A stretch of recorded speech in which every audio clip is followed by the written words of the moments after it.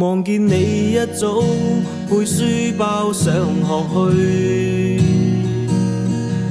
瘦小的身軀，你眼睛多憔悴，在你眼眸裏已經天真不再，像被枷鎖失去自由。我見到窗邊有蟋蟀跳着叫，再也見不到你往昔追逐笑。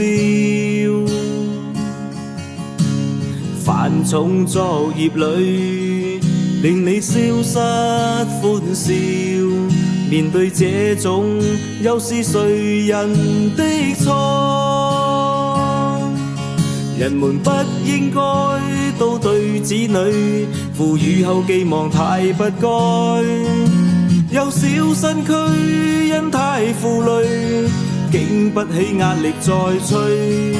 孩童的身心都也應該讓應試教育再放開，誰亦抗拒而因壓力，終將使整個身軀變粉碎。